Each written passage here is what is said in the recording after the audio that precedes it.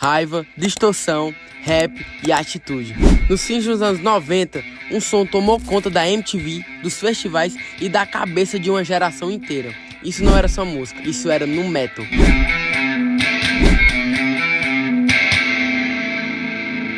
Galera, chegou o dia de eu falar desse gênero que por muitos é criticado, principalmente por aquele tiozão metaleiro, mas cá entre nós, nu metal é bom pra caramba. E eu falo isso porque é quase um estilo de vida. E se você nunca tirou uma foto fazendo a pose do nu metal, você não sabe o que tá perdendo. O nu metal é um subgênero do metal que surgiu nos Estados Unidos em meados da década de 90, caracterizado pela fusão de elementos do heavy metal com estilos como rap, industrial e grunge. E aí tem bandas como Korn, Limp Bizkit e Linkin Park que foram fundamentais para levar o nu metal ao grande público no final dos anos 90, alcançando forte presença em rádios, na MTV e em festivais ao redor do mundo. Embora tenha se consolidado como gênero apenas no final dos anos 90, o nu metal, como a gente conhece, foi precedido por experimentações de artistas que já combinavam metal com outros estilos. A gente pode citar, por exemplo, bandas como Faith No More e Rage Against the Machine, que exploraram a mistura de riffs pesados com vocais variados e influências alternativas. É importante ressaltar que o Rage Against the Machine pavimentaram o caminho para dar legitimidade e espaço no rádio para o que se tornaria no metal. Nesse contexto, também é bom enfatizar o Korn, que é frequentemente apontado como a banda que definiu o estilo. E isso especialmente em seu álbum de estreia, lançado em 1994. Para mim, o melhor deles, que apresentou uma estética sonora mais grave, crua e emocional, tornando-se referência para o movimento que se formava. E a ascensão veio principalmente quando o gênero passou a dominar o mainstream. Além do Korn, teve Limp Bizkit, Slipknot, Linkin Park, Papa Roach, que lideraram essa onda de popularidade. O lançamento do álbum Hybrid Theory do Linkin Park representou um marco, tornando-se um dos maiores sucessos do rock da época, com dezenas de milhões de cópias vendidas. O gênero ganhou grande visibilidade por meio do rádio, da MTV e de festivais como o Ozzfest, alcançando um público jovem que, até então, nem sempre se identificava com o metal mais tradicional. Galera, é importante destacar que esse movimento deve ser compreendido dentro do contexto cultural dos anos 90. Durante esse período, a gente tem que lembrar que os Estados Unidos viviam um crescimento econômico e a expansão inicial da internet, enquanto muitos jovens cresciam em subúrbios relativamente estáveis, mas marcados por uma sensação de vazio, falta de perspectiva e desconexão emocional. As formas tradicionais de expressão juvenil, como escola, esportes ou religião, nem sempre conseguiam dar conta de sentimentos como frustração, insegurança e confusão identitária. E aí que o nu metal encontrou espaço exatamente nesse cenário, canalizando raiva, angústia e o desejo de romper padrões. O nu metal se destaca por reunir algumas características bem marcantes que ajudam a definir sua identidade sonora. Galera, um dos elementos mais evidentes é o uso intenso de ritmos sincopados, ou seja, batidas que fogem dos tempos fortes tradicionais do compasso, dando mais ênfase aos tempos quebrados. Esse tipo de ritmo deixa a música mais pesada, irregular e impactante, contribuindo para o clima dissonante típico do gênero. Outro ponto forte está nas letras diretas e emotivas, que costumam abordar sentimentos como angústia, frustração e conflitos pessoais, embora nem todas sejam carregadas de raiva. E claro, há músicas que falam sobre amizades, festas, mosh pits em shows, superação, esperança e até situações tratadas com humor. E como eu falei aqui de mosh pits, é claro que você vai lembrar do show extremamente polêmico do Woodstock de 1999. Aquela mesmo que, por diversos fatores, entre eles a desorganização do evento, fez com que a galera ficasse extremamente furiosa e doida. E aí foi loucura, foi fogo, foi derrubação de coisa, foi empurrão, foi uma das maiores loucuras já registradas na história. E isso tudo ao som de Limp Bizkit. Mas além disso, o nu metal é conhecido pela mistura de estilos vocais, combinando canto melódico com vocais agressivos, gritos e influência do rap, o que amplia ainda mais sua diversidade sonora. E aí você vai percebendo em bandas como Limp Bizkit, Slipknot, a presença de DJs e toca-discos, porque era também comum, acrescentando efeitos eletrônicos, scratches e camadas sonoras que reforçam o caráter experimental do gênero.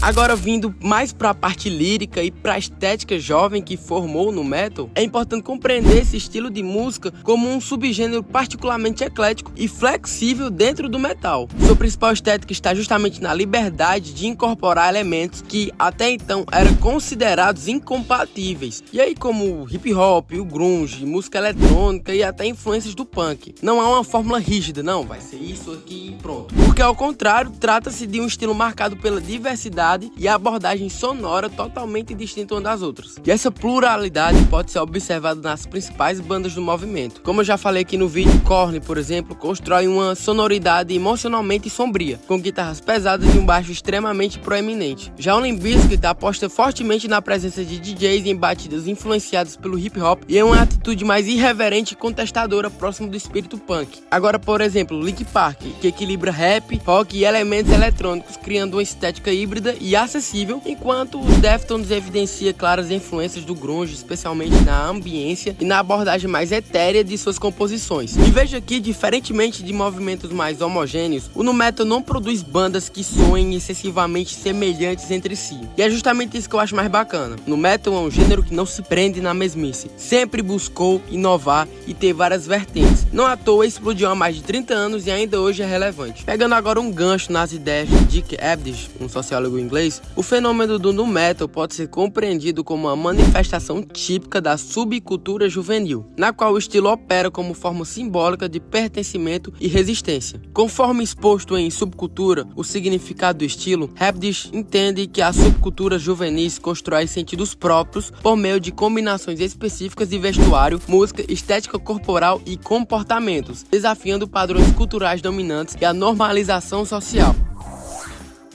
Uma das principais razões para o declínio do nu metal foi sua superexposição.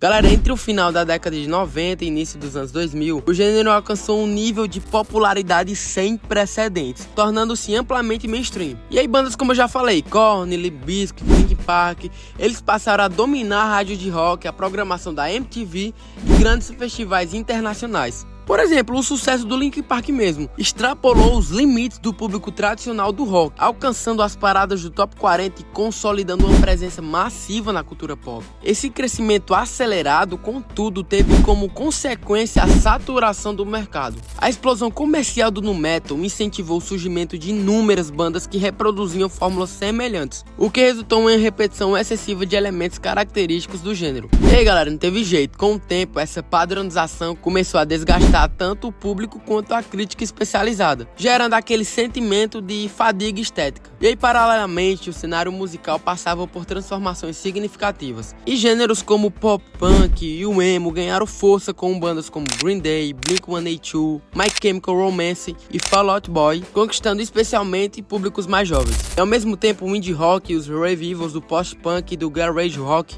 ou seja, o rock de garagem, representados por nomes como The Strokes, The Killers, The White Stripes, ofereceram uma sonoridade mais crua e minimalista, em contraste direto com a produção densa e altamente polida do nu metal. No campo do pop rock, grupos como Coldplay e Maroon 5 alcançaram grande sucesso comercial, enquanto o post-grunge permanecia relevante, com bandas como Nickelback mantendo forte presença nas paradas populares. E outro fator relevante foi a ascensão do hip hop no início dos anos 2000. Especialmente entre adolescentes e jovens adultos, o gênero passou a ocupar um espaço cultural ainda mais central, com artistas como Eminem, Jay-Z, Kanye West, 50 Cent, Outkast dominando as paradas de single e álbum. À medida que o hip hop se consolidava como linguagem dominante da música popular, parte do público que anteriormente se identificava com o nu metal passou a migrar para o rap em sua forma mais direta, esvaziando a base de fãs do gênero. Simultaneamente, grupos como Korn e Linkin Park começaram a explorar novas direções musicais, incorporando elementos de música eletrônica e de rock alternativo, afastando-se progressivamente do som que havia definido no metal em seu auge. Por fim, mudanças culturais mais amplas desempenharam um papel decisivo. A raiva, a agressividade e a rebeldia que caracterizavam as letras do nu metal encontraram forte ressonância entre adolescentes no final dos anos 90.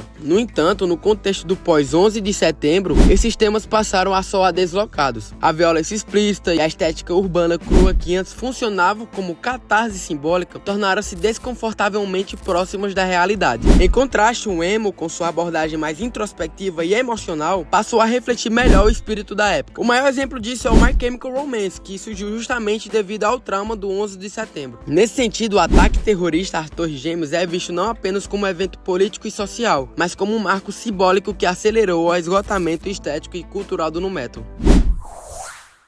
Galera, e nada mais justo que falar que o legado do nu metal está principalmente na forma como o gênero rompeu padrões dentro do rock pesado ao misturar riffs de guitarra intensos com batida de hip hop, samples e elementos eletrônicos. Além disso, o estilo foi fundamental para levar o metal ao mainstream, ampliando seu alcance a um público muito maior e conquistando espaços nas paradas de sucesso. Sua influência pode ser percebida em diversas bandas posteriores que redescobrem pelas redes sociais e plataformas digitais. Por exemplo, Linkin Park voltou ao auge em imagino que ninguém esperava isso. As letras, marcadas por emoções intensas, conflitos intensos e questões pessoais, criaram forte identificação com o público jovem. E para além da música, o nu metal também deixou marcas culturais significativas, influenciando moda, visual e atitude, elementos que ainda reaparecem ocasionalmente como referência estética nos dias atuais.